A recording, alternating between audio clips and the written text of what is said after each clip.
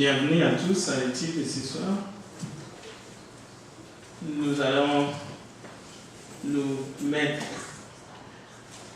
autour de la parole de Dieu. Je vous invite à prendre vos Bibles.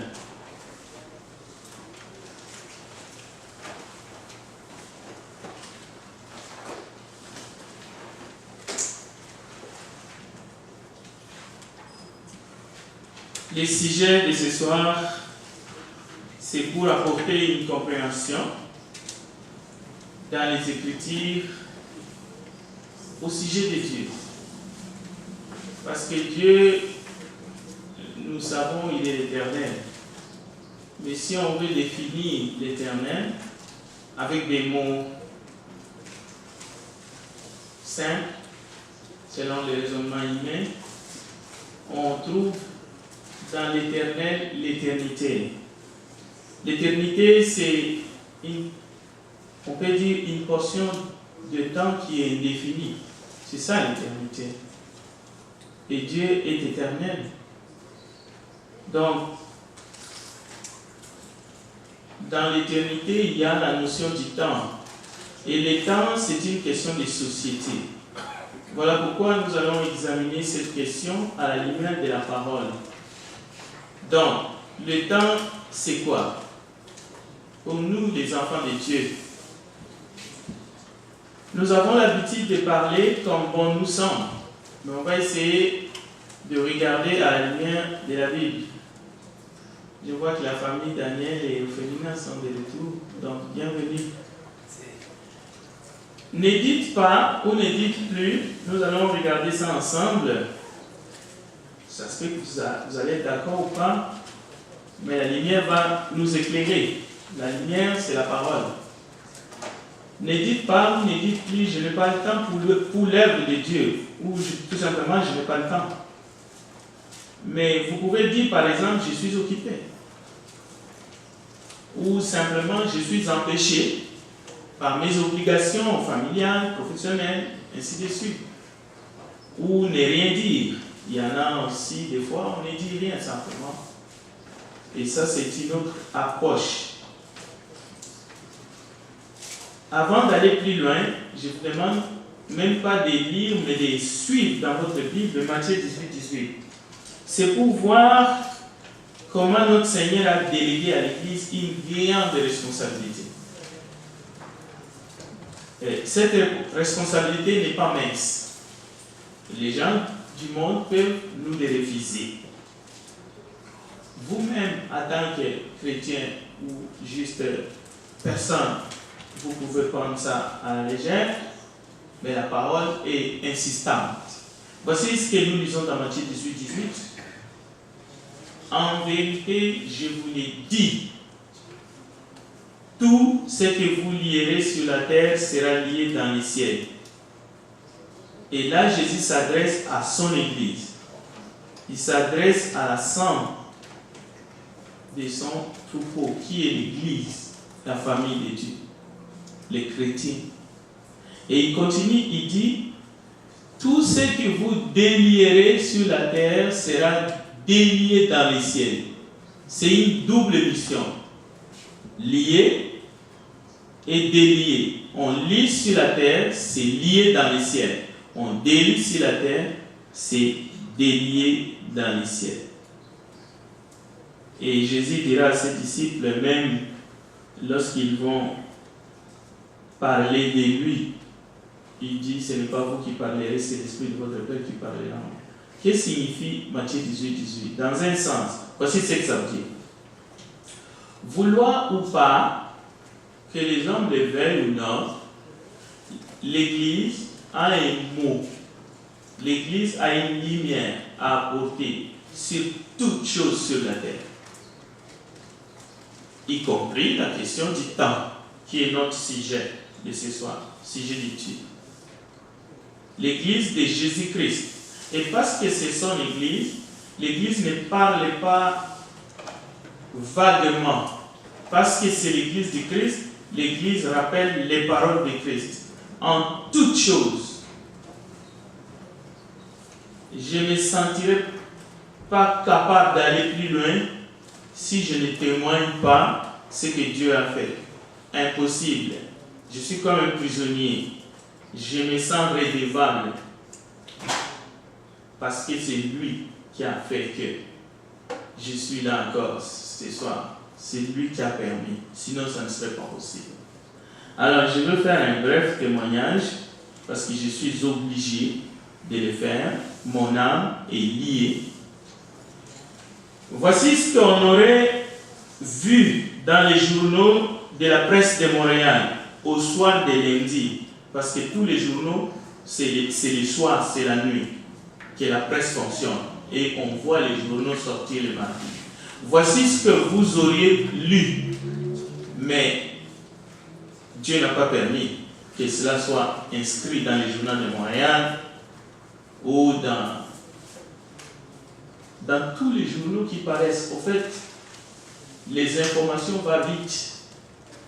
Parce qu'il y avait beaucoup de monde autour ces lundis soirs, autour de moi.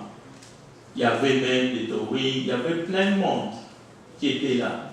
C'est quelque chose qui s'est passé devant un public assez large et vers l'heure des pointes.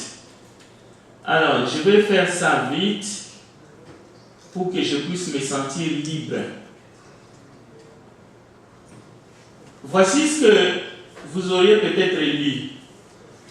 Alors que derrière l'automobile qu'il conduit, on peut lire sur des autocollants en anglais « Dieu n'est pas mort ».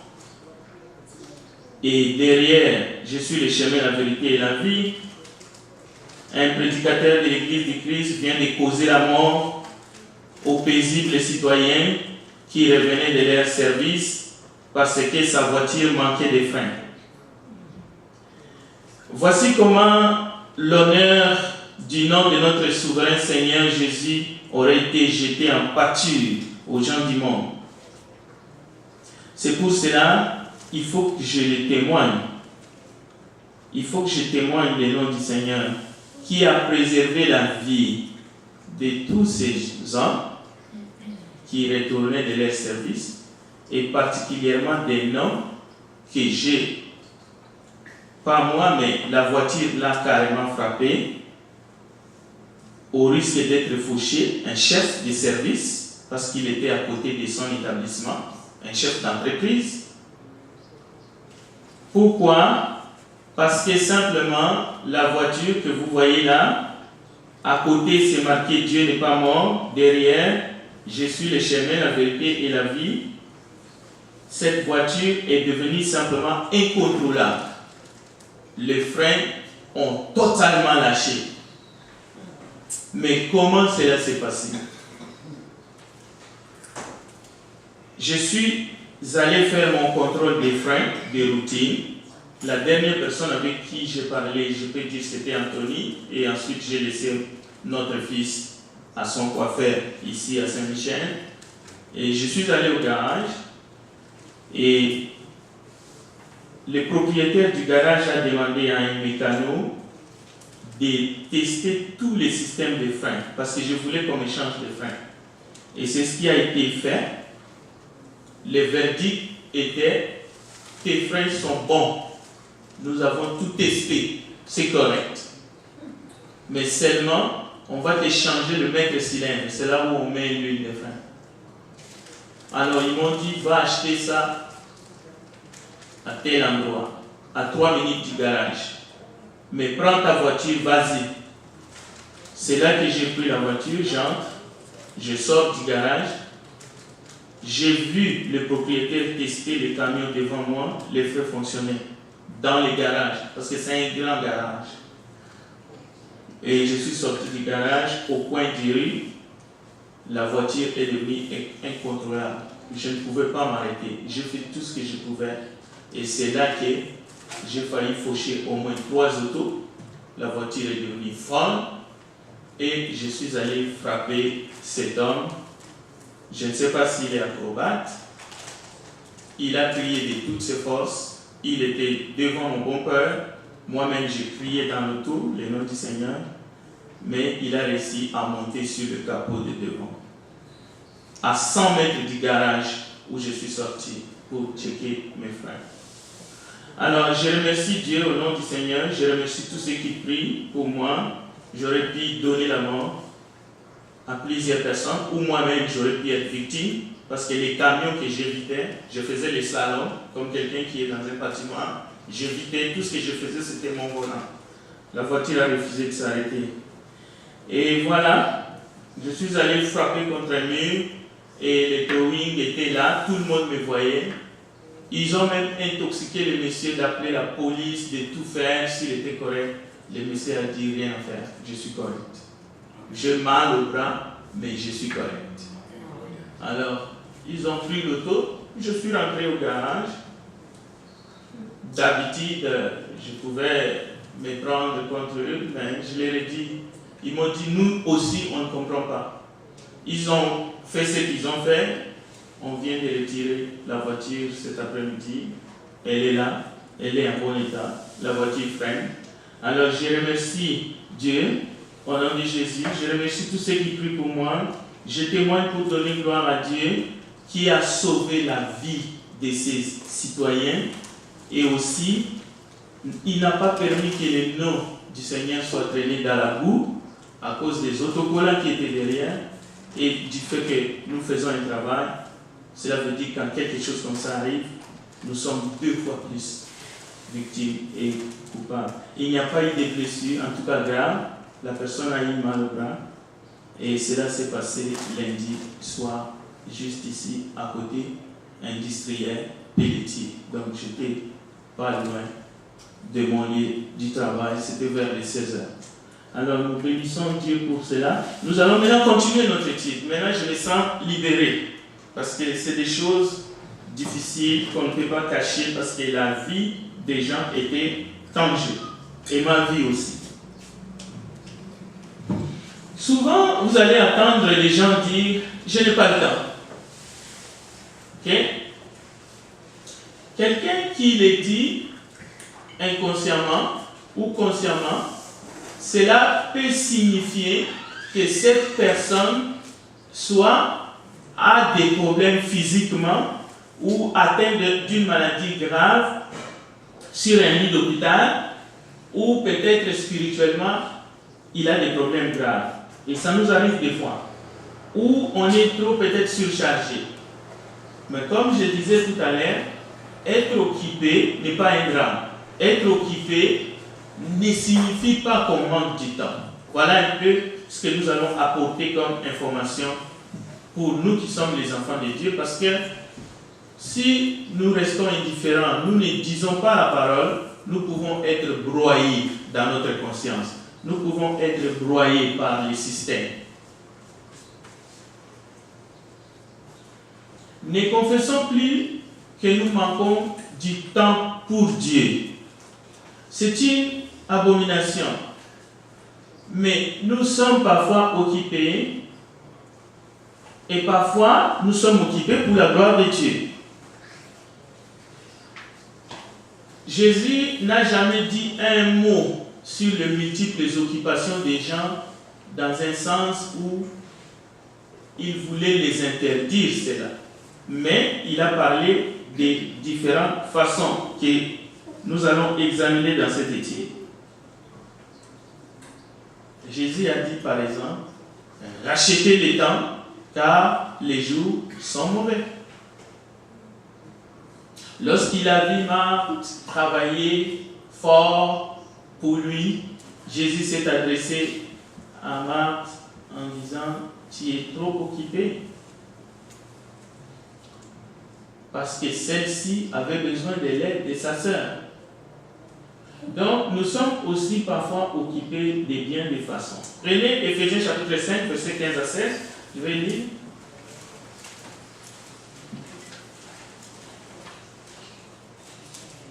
Ça commence par « Prenez donc garde ». Cela veut dire que le sujet a une importance fondamentale dans notre existence ici sur Terre. Nous avons une vie, une existence terrestre, mais ce n'est pas tout. La suite de cette existence, c'est la vie éternelle en Dieu. Et Dieu, c'est l'éternité. c'est le temps infini. Dieu n'est pas le temps, mais en lui, il y a le temps. Prenez donc garde à marcher soigneusement, non comme étant dépourvu de sagesse, mais comme étant sage, saisissant l'occasion, parce que les jours sont mauvais. C'est pourquoi ne soyez pas sans intelligence, mais comprenez quelle est la volonté de Dieu. Qui doit saisir l'occasion? C'est l'humain, c'est le chrétien, c'est toi et moi. Ce n'est pas une question du temps. Bien sûr, on peut voir le temps dans ces paroles. Donc, par contre, nous allons trouver dans le monde, croyants ou non croyants, des personnes qui sont avares du temps, qui ne sont pas disponibles ou qui ne sont jamais disponibles, sous prétexte qu'ils n'ont pas le temps. Non, ce n'est pas vrai. Peut-être qu'ils sont occupés dans bien des choses. Ça, c'est vrai. Au fait, Dieu te donne le temps. Mais il faut laisser au temps le temps de faire son temps. Il faut laisser le temps tranquille. C'est-à-dire, soyons seulement responsables. Assumons-nous. Parce que Dieu nous donne le temps. Nous verrons tout à l'heure que le temps appartient à Dieu. Le temps, c'est comme la vie. Le temps, ce n'est pas quelque chose qu'on doit se battre avec pendant notre existence sur la terre. C'est une mauvaise. Le premier jour de pain sans levain, les disciples s'adressèrent à Jésus pour lui dire: où veux-tu que nous préparions le repas de la Pâque? Où veux-tu que nous te préparions le repas? Voici la réponse de Jésus qui est intéressante. Allez à la ville chez un tel et vous lui direz: mon temps est proche. Je ferai chez toi la Pâque avec mes disciples. Et dans Marc, vous allez trouver encore: le temps est accompli, le royaume de Dieu est proche. Ça, c'est Jésus qui disait ces choses. Vous voyez que la notion du temps est dans la bouche de Jésus, même au début de la prédication du message de l'Évangile et jusqu'à la fin. Le temps est proche. Jésus revient bientôt, c'est une question de temps. Répentez-vous et croyez à la bonne nouvelle. Pourquoi? Parce que le temps est proche. C'est aujourd'hui le jour du salut. C'est le temps dont il est question.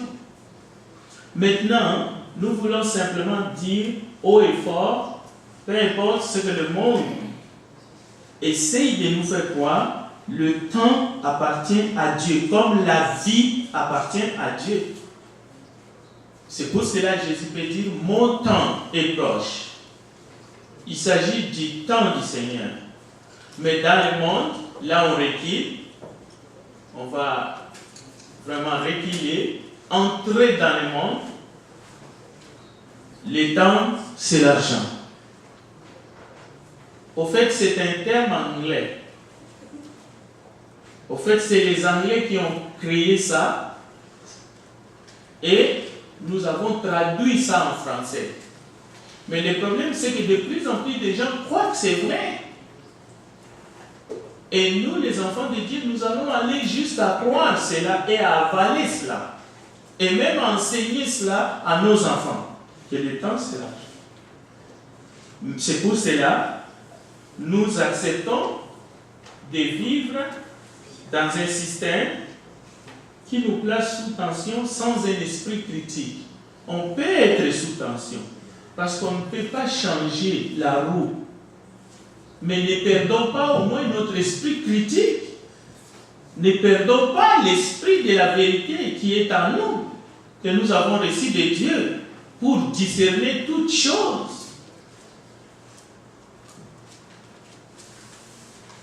Le temps n'a rien à voir avec l'argent ou le temps n'est pas l'argent selon les enseignements dans la Bible. Le temps, c'est comme la vie qui nous a été donnée. C'est pour cela, au début de cette étude, on disait: celui qui n'a pas le temps, c'est comme quelqu'un qui est frappé d'une maladie dégénératrice et il est interné, il est en train de végéter.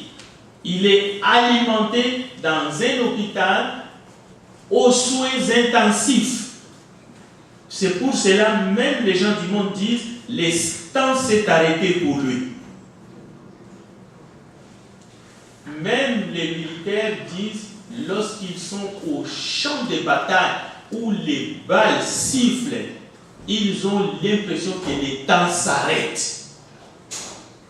Parce que la mouche ne vole plus.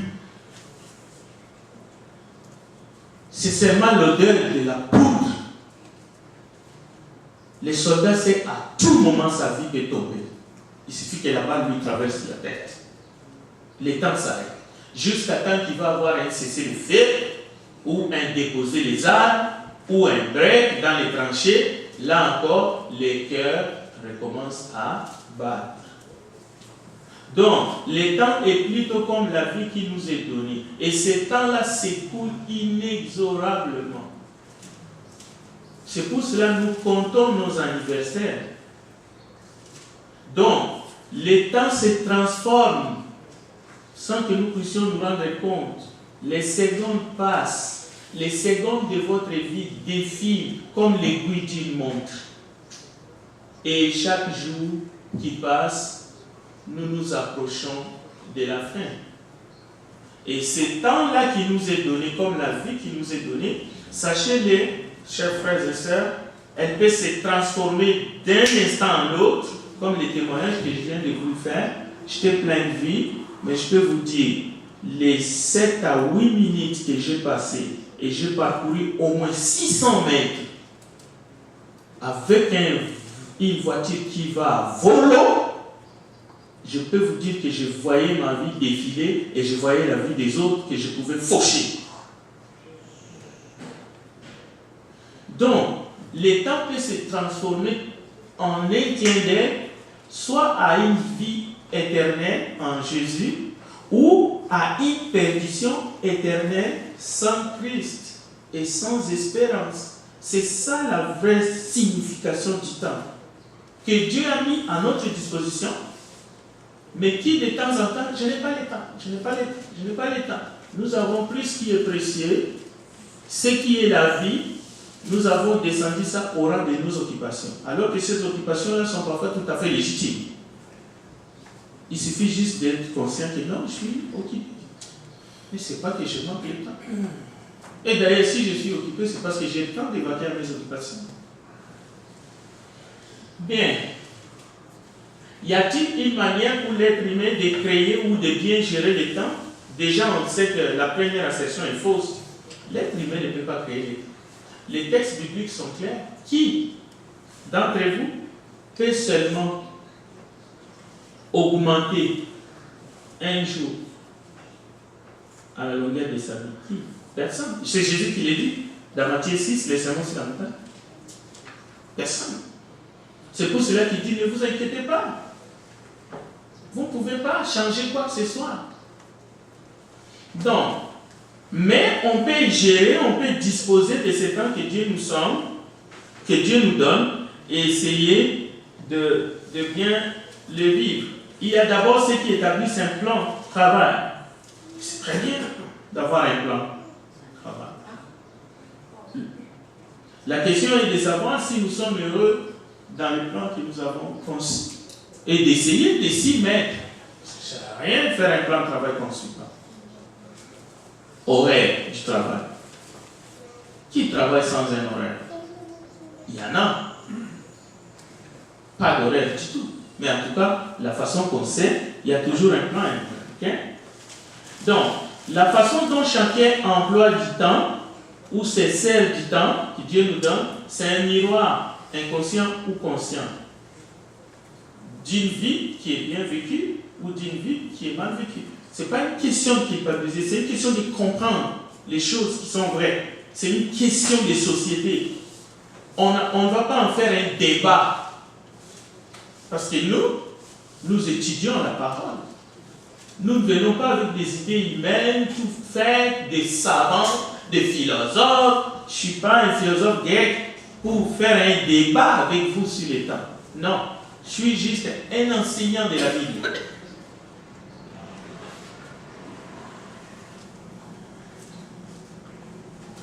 Si Dieu veut, nous vivrons. Si Dieu veut, nous ferons ceci ou cela.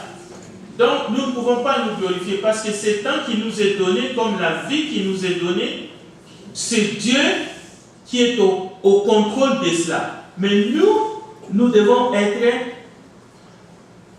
non seulement corrects envers nous-mêmes et envers Dieu qui nous l'a donné, nous devons être conscients que cela ne vient pas de nous. Nous ne sommes pas des créateurs du temps. Il y en a qui en sont arrivés là, ils créent le temps. Le temps fait partie des dons parfaits que le divin créateur nous donne chaque jour. Chaque jour, Dieu nous donne le temps. Cela veut dire chaque jour que je me réveille, Dieu met devant moi 24 heures. Et vous avez la même chose que moi. Il n'y a personne qui a plus que l'autre. Nous avons tous le même temps en nous réveillant le matin. Ni plus ni moins. Maintenant, nous allons en profiter chacun selon les dons, selon les talents qu'il a reçus. Et au soir, avant d'aller nous coucher, nous devons tous dire merci Dieu pour le temps que tu nous as imparti. Parce qu'un jour, vous allez vous réveiller, vous n'allez pas vous coucher. Comme moi, les lundis, peut-être que je serai à l'hôpital et puis je ne serai pas là ce soir. Qu'est-ce qui a fait que tout d'un coup, je m'arrête? C'est le temps qui m'a échappé.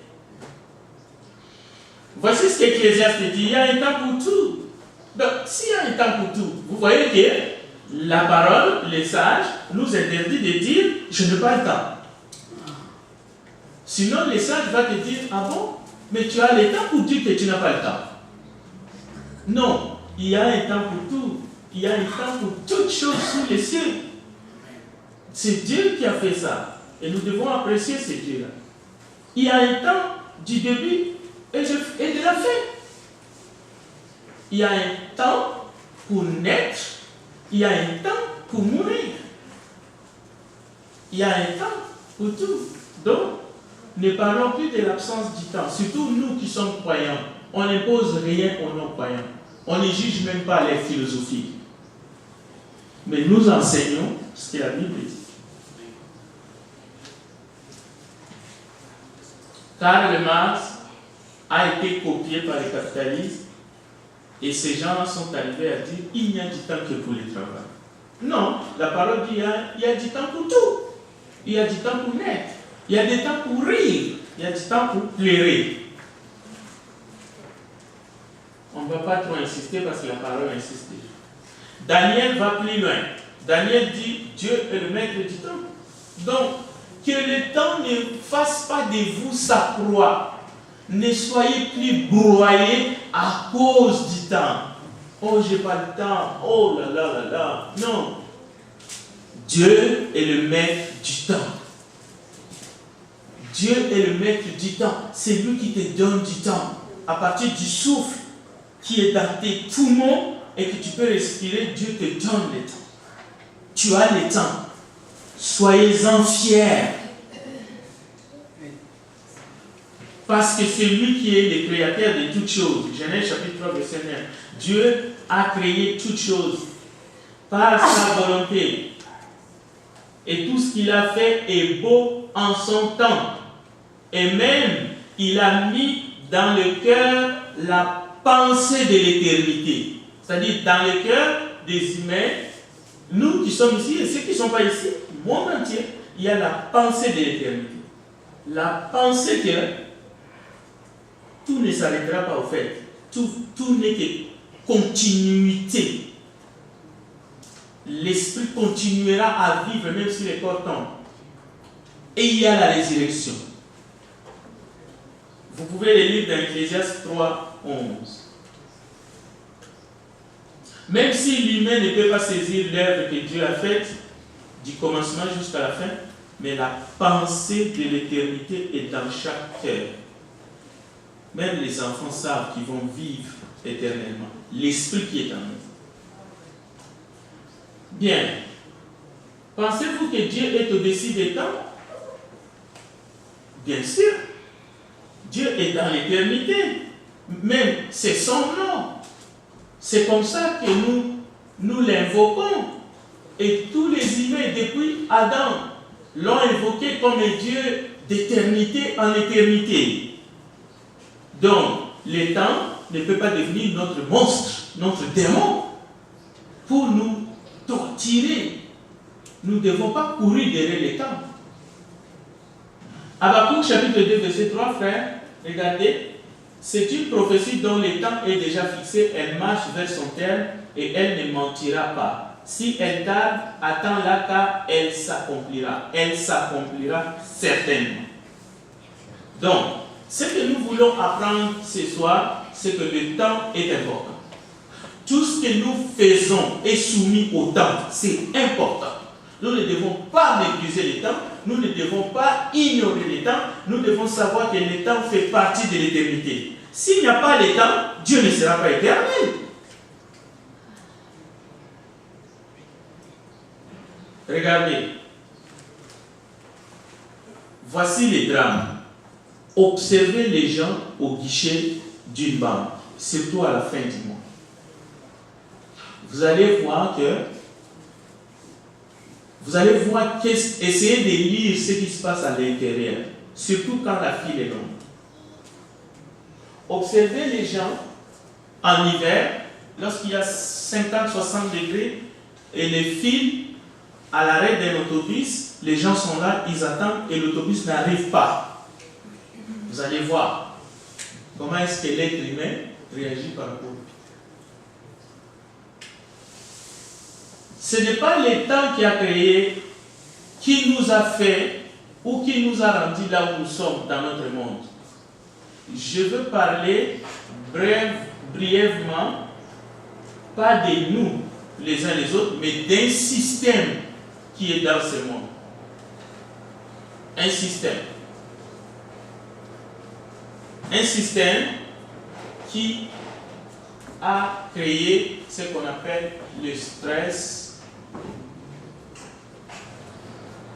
Et le stress est responsable de beaucoup du mal dans le corps humain. Voici ce que David dit. David dit dans Psaume 90, verset 1-2. C'est une prière. Enseigne-nous à bien compter nos jours, afin que nous appliquions nos cœurs à la sagesse. Combien d'entre nous feront cette prière avec David? Notre passion, notre amour, notre dévouement doit rejoindre David dans cette prière. C'est important. C'est important. Est-ce que vous êtes parfois gêné de dire votre date de naissance à quelqu'un? Est-ce que votre âge vous embête à le dévoiler? Sinon, c'est déjà bien. N'ayez pas honte de votre âge. C'est le temps. Cela montre le temps que Dieu nous a donné déjà. Et il y a encore. Dieu seul a la capacité d'avancer ou de faire reculer le temps. Seul Dieu. Aucun humain ne peut le faire. Dieu travaille avec le temps. Dieu est éternel, mais il travaille avec le temps. Mais Dieu travaille aussi en dehors du temps. Parce que lui, il est au-dessus du temps.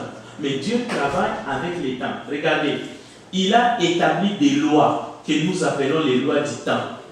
Et ces lois-là sont là pour l'ordre. Pour le bon ordre. Les lois que Dieu a établies en utilisant les temps, c'est pour l'harmonie. Les jours, c'est le temps. La nuit, c'est le temps. Nous avons les cycles des saisons. Les jours de naissance, tout cela, c'est Dieu qui a mis ça pour qu'il y ait de l'ordre dans sa création. Il y a un matin, il y a un soir. Donc Dieu travaille avec les temps. Il ne faut pas seulement voir les temps comme quelque chose que les humains ont fabriqué. Ils ont fabriqué une montre et puis tout d'un coup, 8 heures, 9 heures, 10 heures. Non. La personne qui a fabriqué le temps, c'est Dieu. Il a séparé les jours et la nuit.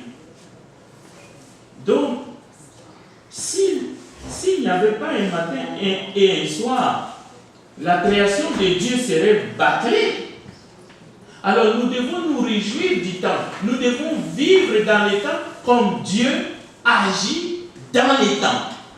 Nous aussi, nous devons respecter les temps dans ce sens-là. Mais il y a des gens, vous allez voir, ils n'avancent pas dans leur vie spirituelle, dans leur vie chrétienne, malgré que les jours passent. Les jours passent. Sur le plan spirituel, il est immobile. Il n'avance pas. Aucun changement dans sa vie. Il est le même. Hier, aujourd'hui et éternellement, mais pas comme Jésus, mais dans le sens où il n'y a pas de changement dans sa vie.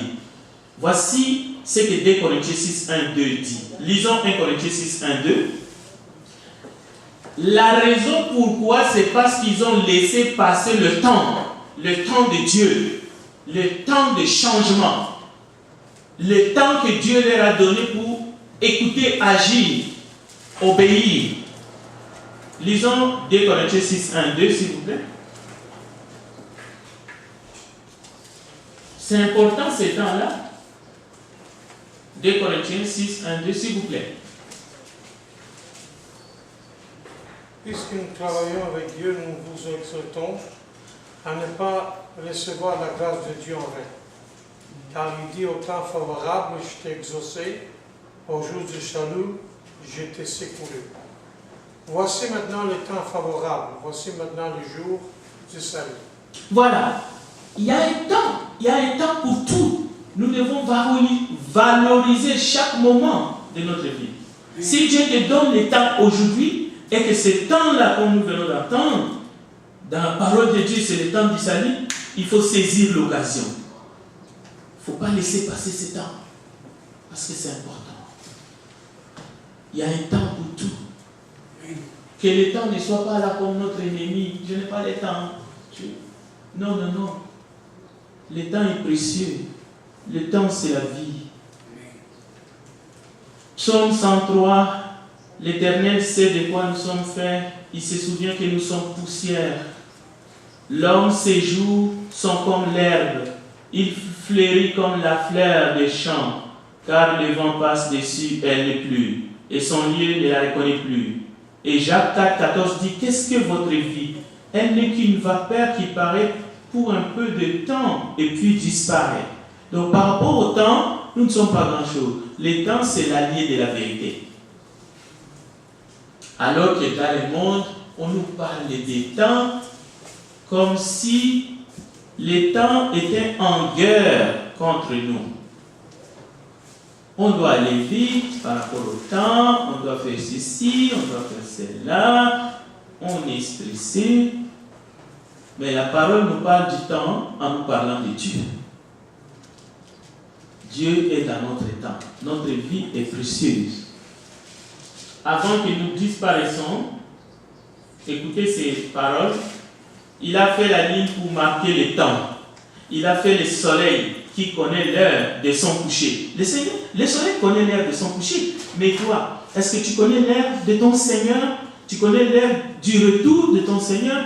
Le Seigneur te presse, mais il ne te stresse pas. C'est ça la différence. Le monde nous stresse, le monde nous broie. Le monde nous tue. Avec la notion du temps. Vite, vite, vite, vite, vite, vite. Il suffit d'aller dans le travail en chaîne, il suffit de voir comment est-ce que nous sommes. Et il suffit de voir les gens du monde. Et en plus, ils sont sans espérance. Ils sont sans espérance. Il y a des gens qui pleurent parce qu'ils ont raté leur autobus. Est-ce que vous avez déjà vu quelqu'un qui pleure parce qu'il a raté son autobus? Oui. Parce que tout est foutu. C'est la journée qui est foutue. Le soleil s'élève, Ils se retirent et se couchent dans leur tanière. L'homme sort alors pour sa tâche, pour son travail jusqu'au soir. Mais qui a disposé tout ça? Ces temps-là, c'est Dieu. Bien. Tu ne peux pas retenir le temps. Le temps s'enfuit. Les derniers temps, l'heure s'approche. L'heure du retour du Seigneur. Donc, tout ce qu'il a fait est beau. L'intervention de Dieu dans les temps de l'homme. Dieu peut intervenir dans ton, entre guillemets, son temps. Un jour, Josué ne savait pas. Il était en train de se battre avec Haï et tout. Dans Josué 10, 13, Dieu intervient et le soleil s'arrêta. Il est capable de le faire. C'est la même chose. Dieu a mis le temps à ma disposition, à ta disposition. Le jour qui va intervenir dans ce monde, le jour du retour de Jésus, le soleil va s'arrêter. La Bible dit le soleil va s'arrêter. C'est fini. C'est pour cela l'exhortation aujourd'hui, nous devons nous tourner en regardant les temps qui s'écoulent, les temps de votre vie, les temps de votre travail, et vous dire, avant qu'il intervienne dans mon temps, entre guillemets, il faut que j'apprenne à bien compter mes jours pour faire ça. Parce que Josué était surpris. En sa faveur, le soleil s'arrêta, la lune demeura où elle était.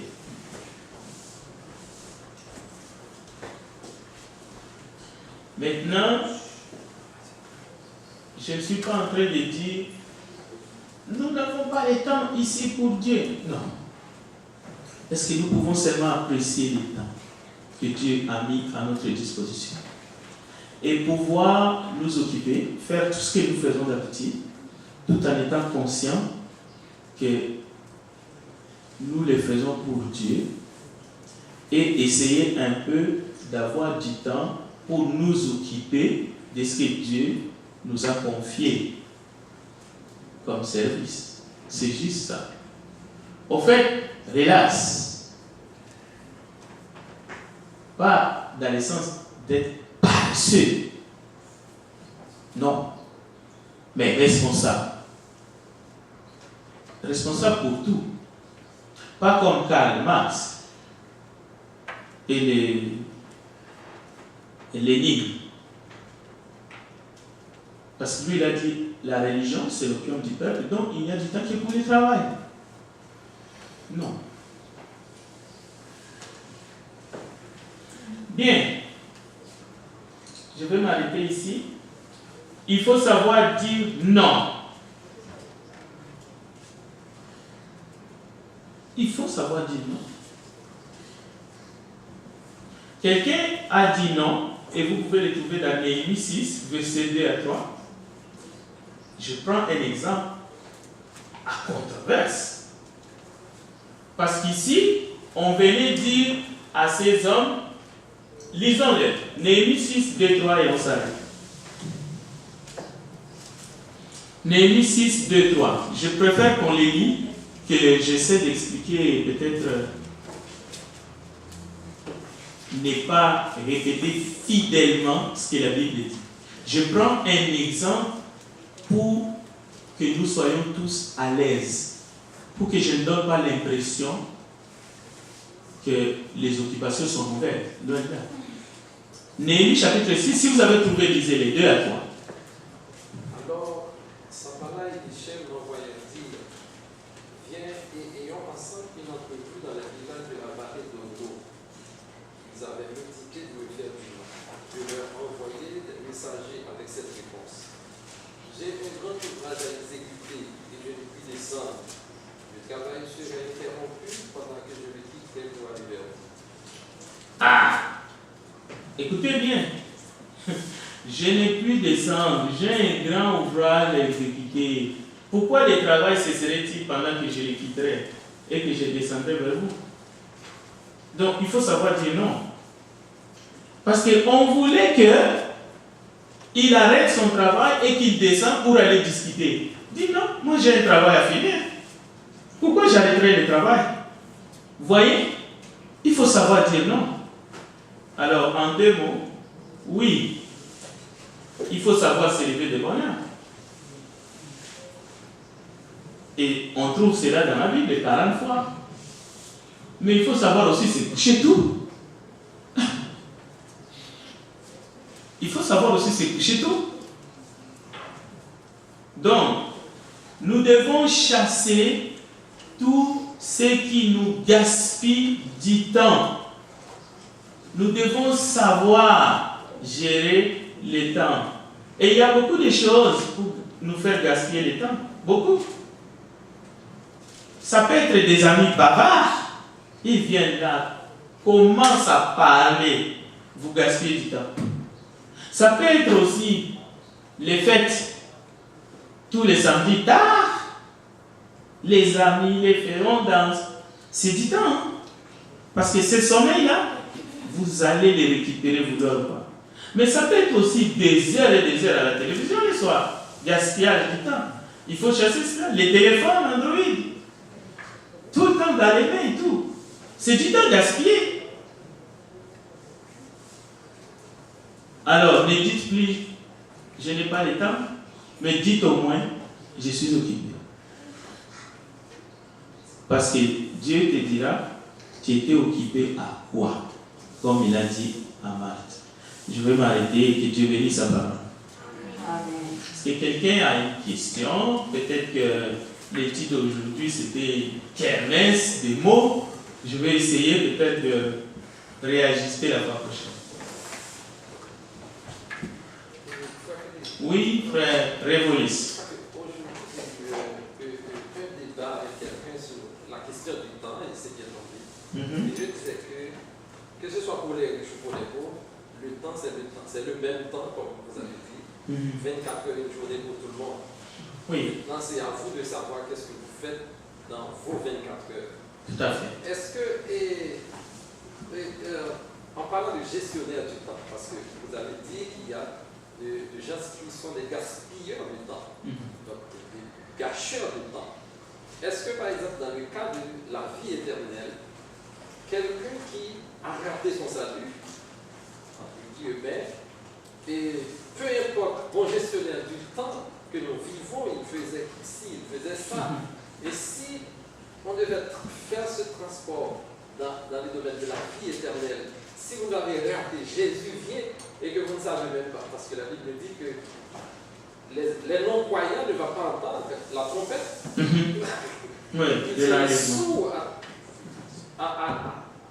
je dirais, à ce son de la trompette. C'est-à-dire que les justes, quand Christ reviendra dans sa gloire, et que ceux qui ne connaissent pas Christ ne comprennent rien, on dirait la Bible. Donc maintenant, est-ce que quelqu'un qui aurait raté sa vie éternelle, la venue de Jésus-Christ, est-ce qu'on ne peut pas dire que c'est quelqu'un qui a perdu son temps? Que ce soit croyant ou non-croyant, ou mauvais croyant, je ne sais pas. Je ne sais pas si vous avez dit. On l'a dit dans l'étude. Il a perdu son temps, c'est faible. Il est perdu pour l'éternité.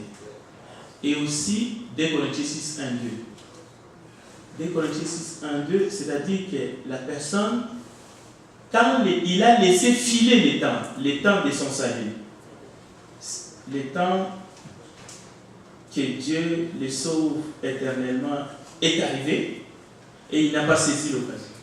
Il est perdu éternellement. C'est le drame que nous ne souhaitons à personne qui a du temps pendant qu'il vit. Dieu lui a disposé du temps pour sauver son âme en Jésus-Christ. C'est un point vraiment fort et nous devons y penser tous. Est-ce qu'il y a d'autres commentaires?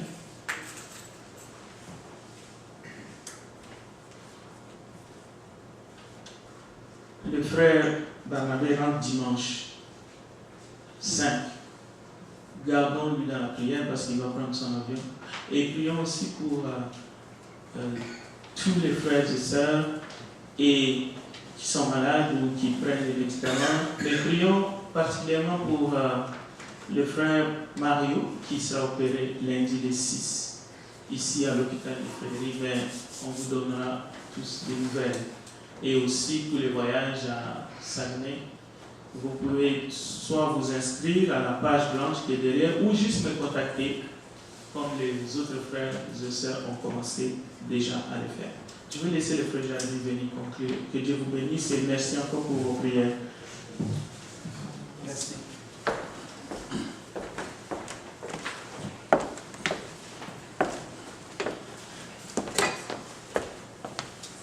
Nous allons nous mettre à la pour moi chanter avec l'article 214A.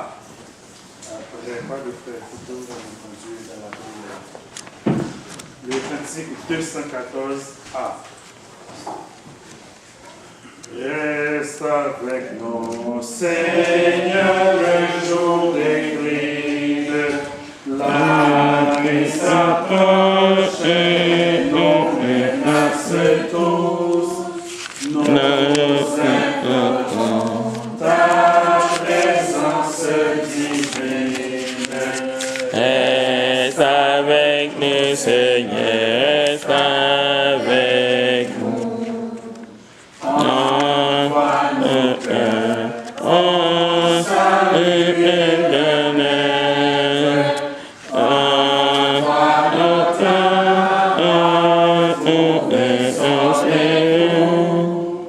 à ta lumière, ainsi sans renaître. Reste avec nous, Seigneur, reste avec nous. Dans nos combats, si ta main nous délaisse, Satan vainqueur ne tiendra sur ses coups. Que ta puissance amène notre faiblesse. Reste avec nous, Seigneur, reste avec nous. Sous ton regard, la joie est sainte école. Fais de ton cœur des pleurs, même sans Dieu.